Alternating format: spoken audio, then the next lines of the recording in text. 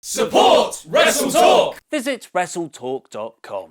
Ronda Rousey made her long-awaited debut in WWE at the Royal Rumble 2 weeks ago, coming out at the end of the show to point at the WrestleMania sign shortly after Asuka won the Rumble match. Her surprise appearance got a great reaction from the Philadelphia crowd, who treated Ronda like she was a genuine superstar, and the debut garnered a huge amount of press from mainstream publications. The reaction online after the show and in the following days, however, was mixed to say the least. Some see Ronda Rousey coming in as a good thing, but others feel she could be a detriment to the women's division in WWE. One point of contention was that Rousey's debut overshadowed Asuka winning the Royal Rumble, seen as though that was all anyone could talk about after the show finished. This certainly wasn't helped when Rousey flew back to finish a film she's working on with Marky Mark Wahlberg and hasn't been seen on Raw or SmackDown since. We're only a couple of weeks into Rousey's WWE tenure and people are already fearing she'll be a female Brock Lesnar, only showing up when they feel like it and, should she win a championship, not defend it on every show.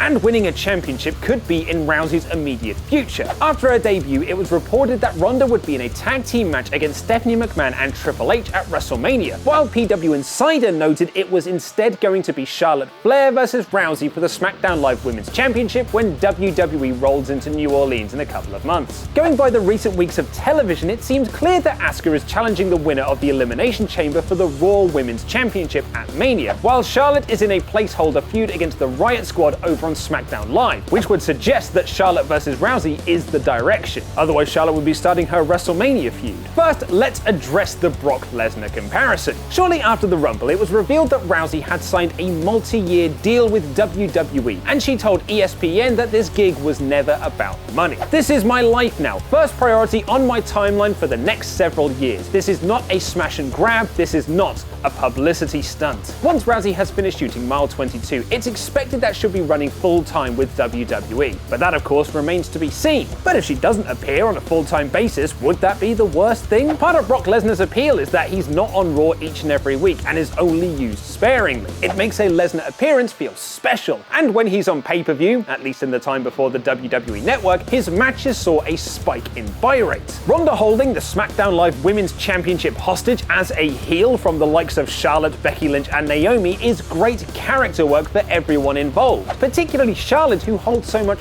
pride in being a champion. Ronda playing the role of Brock Lesnar, timely given the rumors he may be done with WWE after WrestleMania, please put Paul Heyman with her, would be fantastic television. But if she does wrestle full-time, will people still give her stick because she's an outsider? If you look at the amazing work her friend Shayna Baszler has done down in NXT in just a few months, it seems odd to not get excited about what Ronda Rousey could do on the main roster. Of course, like Baszler, Rousey will be scrutinized and put under the microscope more than any other female wrestler on the roster, so it's up to her now to show she's got what it takes. Another issue some have is that Ronda coming in could push other female wrestlers to the wayside to make a path for the much bigger star. And while I may get some heat for saying this with folks watching this video, why wouldn't you push Ronda as the star of the women's division? She's a huge mainstream attraction that even if you don't watch MMA, everyday Joes can recognize. I don't watch American football, but I know who Tom Brady is. I don't watch basketball, but I know who LeBron James is. I don't listen to the radio, but I know who Taylor Swift is. A mainstream star like Rousey can bring new eyes into the product, people who might not have watched WWE otherwise. This was the aim of The Rock coming back in 2011 and his subsequent feud with John Cena and CM Punk. You bring the eyes that recognize the name value of major movie star like The Rock and try and keep them there with your regular WWE stars you can see each and every week. Adam Bigelow of the Attitude Era podcast put it perfectly when he said he got back into wrestling in 2012 for The Rock, but stayed because of CM Punk and later The Shield. Rousey can, in theory, fulfill this same role and hopefully bolster TV ratings,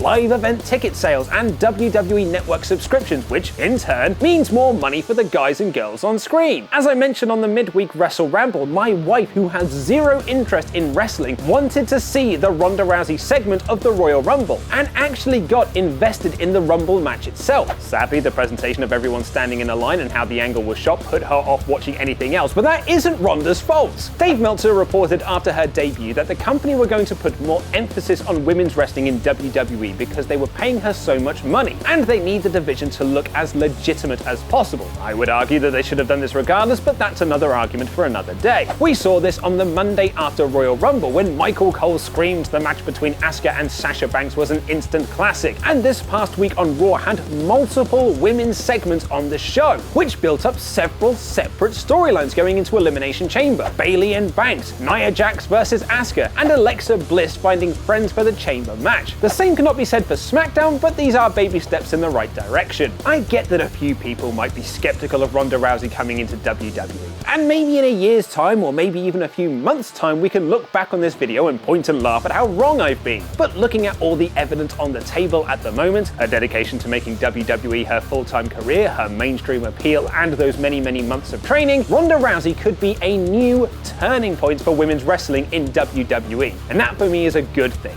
Let us know what you think after all. This is just my opinion. Is NXT better than WWE? Click the videos on screen right now for more awesome wrestling content.